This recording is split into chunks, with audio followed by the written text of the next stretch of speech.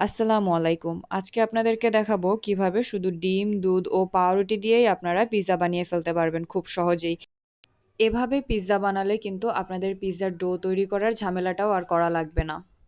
পাউরুটি দিয়ে বানানো এই পিৎজাটা খেতে কিন্তু খুবই সুস্বাদু হয়। পিৎজাটি বানানোর জন্য প্রথমে 4 পিস পাউরুটিকে ছোট ছোট টুকরো করে কেটে নিতে হবে। টুকরো করা পাউরুটিগুলোকে একটি মিক্সিং বলে নিয়ে নিতে হবে। এখানে 4 পিস পাউরুটির জন্য 1 কাপ দুধ দিতে হবে। পাউরুটির পরিমাণ অনুযায়ী আপনারা দুধের পরিমাণটা কমিয়ে বাড়িয়ে নেবেন। এবার এখানে 2 টেবিল চামচ সুজি দিতে হবে। এরপর পরিমাণ মতো লবণ দিয়ে একটি ডিম দিতে হবে। সব কিছু দেওয়া হয়ে গেলে একটি চামচ দিয়ে ভালো করে এটাকে মিশিয়ে নিতে হবে। এভাবে মেশাতে থাকলে ডিম এবং দুধের সাথে পাউরুটিটা ভালো করে মিলিয়ে যাবে। ভালো করে মেশাতে থাকবেন যতক্ষণ না এটার টেক্সচারটা ঠিক এরকম হয়ে আসছে। এভাবে আপনারা পিৎজার ডোটা তৈরি করে নেবেন। এরপর পিৎজার জন্য মাংসটা তৈরি করবেন। একটি মিক্সিং বলে 1 কাপ মাংস নিয়ে নেবেন। এবার দিয়ে দেবেন হাফ চা চামচ আদা বাটা, হাফ চা চামচ রসুন বাটা ও হাফ চা চামচ দিয়ে দেবেন গোলমরিচের গুঁড়া।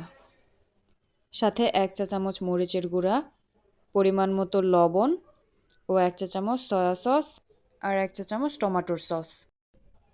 এখানে চিকেনগুলোকে আপনাদের রেস্টে রাখার কোনো দরকার হবে না, ভালো করে মেশানো হয়ে গেলেই ভেজে নেবেন। মাংসগুলো এভাবে ভালো করে মিক্স করা হয়ে গেলে একটি প্যানে 2 টেবিল চামচ তেল দিয়ে তেলটা গরম হওয়া পর্যন্ত অপেক্ষা করবেন। তেলটা যখন গরম হয়ে আসবে সেই পর্যায়ে মাংসগুলোকে তেলের মধ্যে দিয়ে দিবেন। চিকেনগুলো ভাজার সময় চুলার হিটটা হাই মিডিয়ামের মাঝামাঝি রাখবেন। কিছুক্ষণ সময় নিয়ে ভালো করে মাংসগুলোকে ভেজে নেবেন। চিকেনগুলো ভালো করে ভাজা হয়ে গেলে এগুলোকে উঠিয়ে নেবেন। এখানে চিকেনগুলো ভালো করে ভাজা হয়ে গেছে, তাই চিকেনগুলো উঠিয়ে নেওয়া হলো।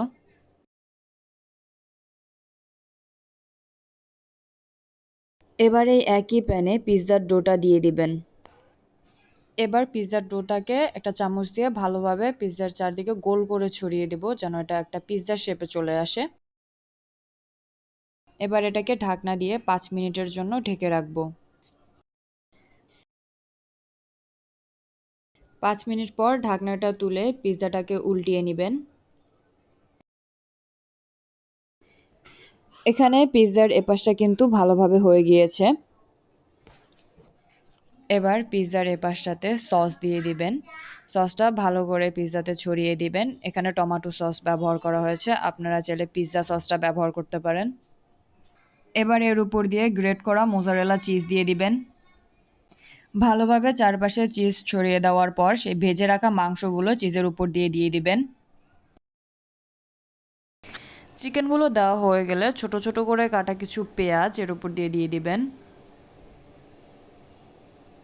এবার এখানে কিউব করে কেটে রাখা কিছু টমেটো দিয়ে দেওয়া হলো। আপনারা চাইলে টমেটোর বদলে এখানে লাল ক্যাপসিকামও ব্যবহার করতে পারেন। তারপর এখানে সবুজ ক্যাপসিকাম দিয়ে দিল।